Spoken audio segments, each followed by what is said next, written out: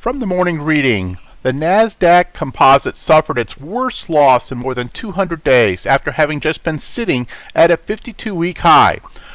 Other such occurrences led to highly variable returns going forward, but shorter-term weakness was more common. The percent of stocks in the iShares Biotech Fund, IBB, trading above their 50-day average fell to 50% from above 80% in the past week. The only other time in the fund's history there's been such a rapid deterioration was February the 20th, 2009. It led to a very short-term bump, then a further decline into the ultimate low, in which fewer than 20% of the components trading above the moving average. Hello, this is Stephen Harris, a head trader from Falcon Global, where we model best practices for investors, traders, and day traders from entry to exit. In this daily video, I provide my opinion and insights of current market trends, market timing, volatility, and hedge risk levels for the upcoming day for the key U.S. financial markets. It is 6:59 a.m. Central Time, and I'm recording this in preparation for the market day, March the 26th, 2015. Full disclaimers are at the end of the video, but be aware that this is for educational purposes only, and only you are responsible for the investing or trading decisions that you make. So let's dive in and see just what we're dealing with in our overnight action. Now, obviously, yesterday was very, very weak, and once it broke through key support, it just kept trucking. Well, overnight was a continuation of that, so this is really quite bearish. Obviously, at some point we'll get oversold and we'll have a bounce, and the question is where will that come in? Where will the buyers come in? Well, the S&P's down about 2/3%, as is the Russell. NASDAQ down over 1%, and the Dow also down about 2/3%. In the opposite direction, you have a huge move up in crude. So that looks to be up about $2. You have the euro up about 0.4. Bonds basically scratch, which is very interesting given the movement of the broad market indices. And then gold up almost 1% itself. So lots of movement going on in the overnight this last evening. In overseas markets, you have China up about 0.6, Hong Kong down marginally, Japan down over 1%, and the United Kingdom and Germany, Europe was down pretty hefty. Germany down 1.46 and the United Kingdom down 1.3. So a lot of movement in the overseas action last night, and obviously this energy would be expected to carry over into our trading session today. In terms of macroeconomic reports for Thursday, we have the usual Thursday crowd with the unemployment claims. In addition to that, you have an FOMC member speaking, and you have natural gas in the U.S. For Friday, we have another FOMC member, and also be very, very painfully aware of this. After the market closes, you have Fed Chair Yellen speaking. So there could be really significant action going into the close on Friday. Many people are going to be very hesitant about being in positions prior to going into this weekend, and you may very well have a lot of exiting and people going to cash in positions, or at least putting on hedges.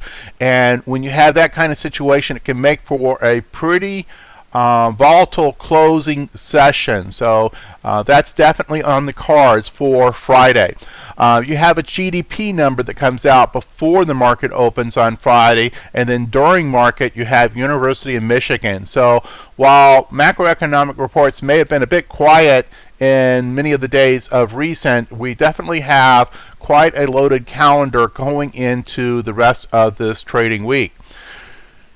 In terms of current volatility, obviously volatility has picked up, but also notice that if you look at the historical implied IV percentiles, we're still historically low, and in fact none of these are even in the top half of your percentile ranges.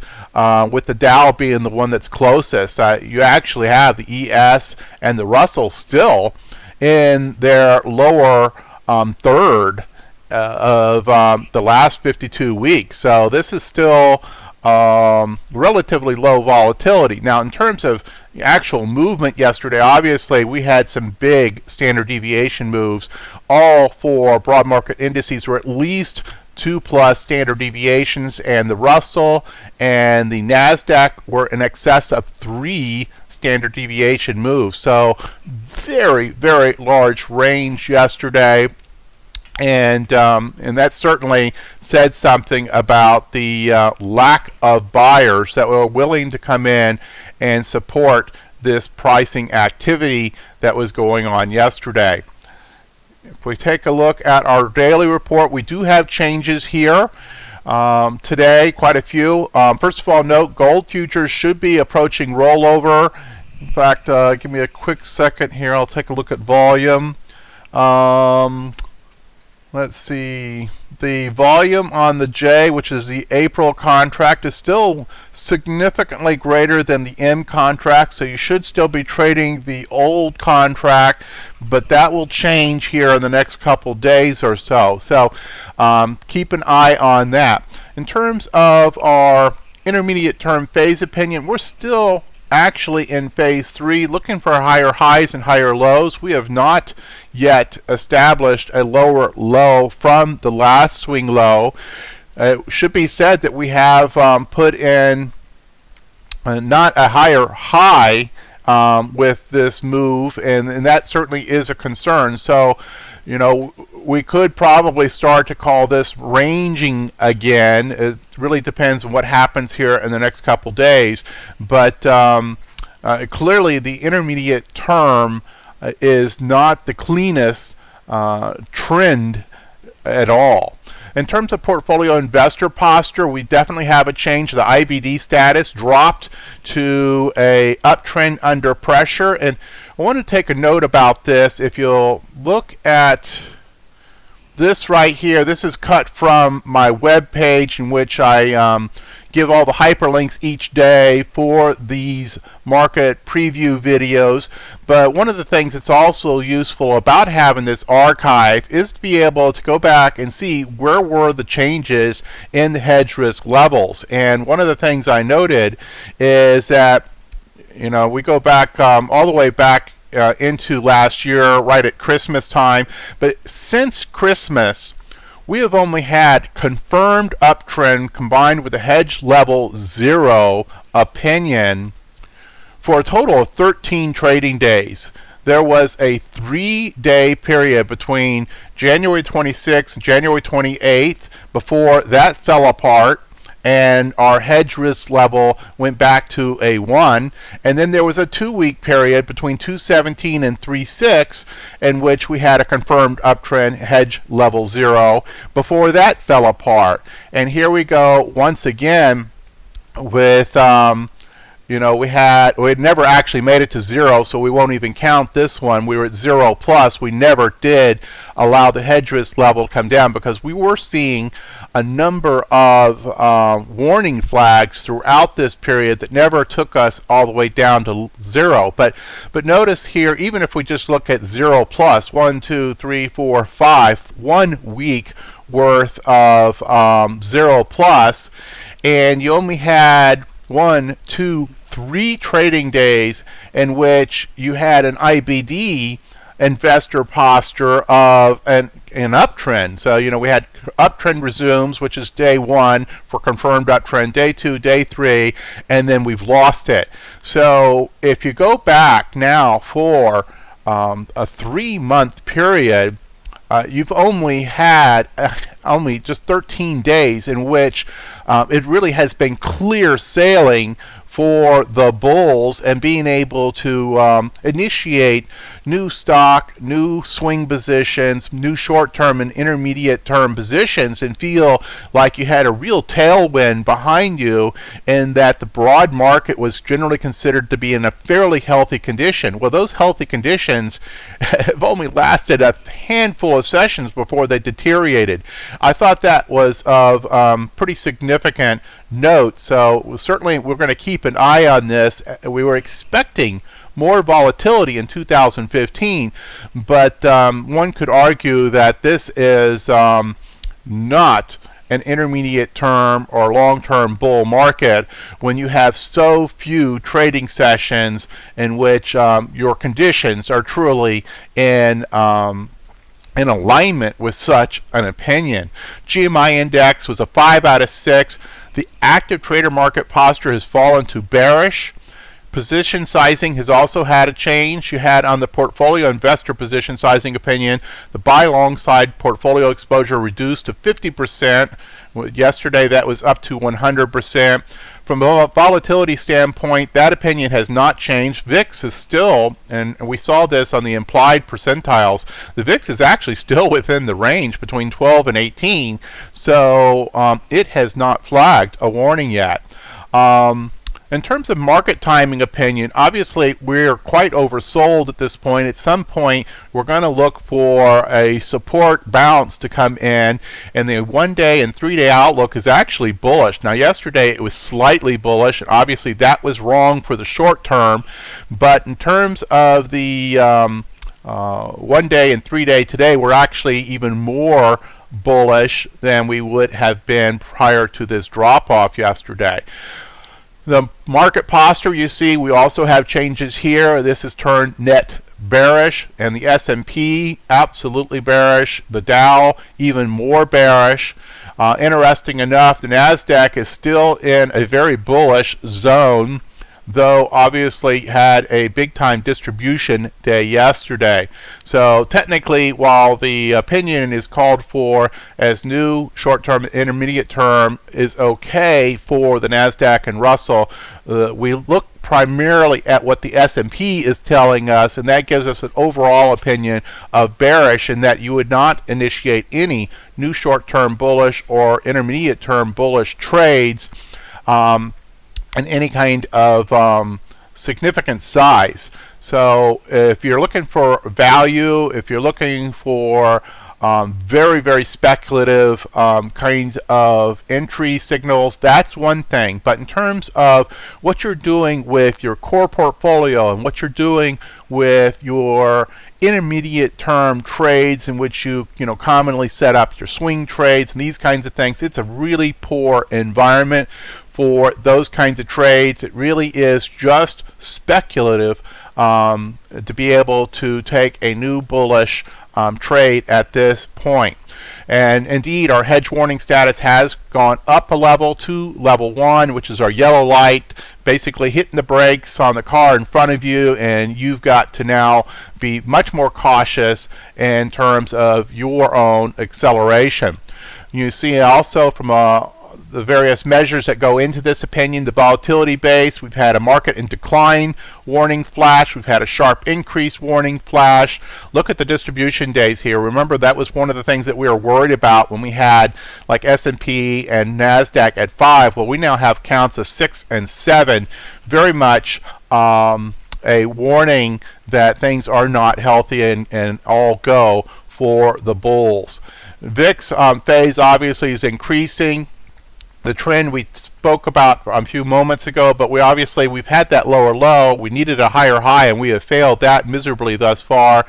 Overall posture has turned bearish. Risk aversion indicators, all 5 are flashing risk off, so not very good there. One thing I thought that was kind of a positive yesterday was in terms of the New York Stock Exchange new highs, new lows for the 1 month time frame, we actually had a 193 versus 136. So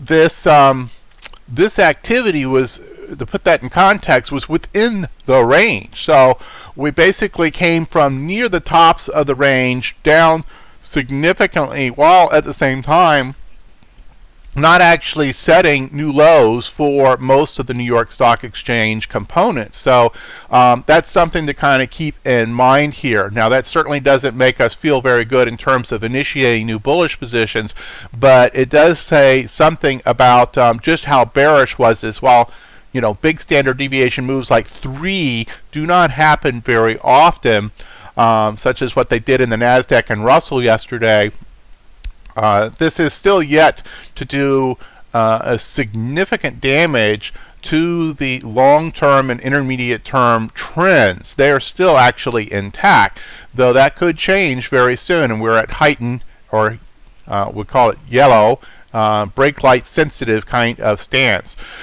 Actually, the VIX is still inside the acceptable window. That would call for option income strategies to be A-OK. Obviously, we would waive that off, or at least greatly reduce the position size.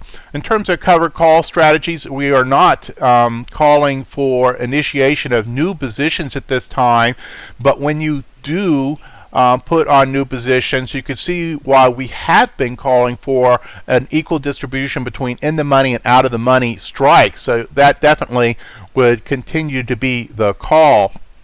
Put selling, while we would look for signs that we have established a bottom and we are starting to bounce, that would be our triggers to set up new sells of puts against the core portfolio basket of stocks. And this is very important. I say this every day, but you know, days like yesterday are why I make this comment. In the position size that you are willing to own, you can't sell 5 contracts if you really think that you only are willing to own 100 shares, and then all of a sudden have 8 or 10 or 15 or even more of your core put sells run over and risk assignment, and then all of a sudden not have the cash in your accounts not supportive of being able to take those shares. If you're doing that, then you really aren't doing this in terms of put selling against the core portfolio baskets. You are speculative trading, and that takes on a different risk management set of parameters altogether. In terms of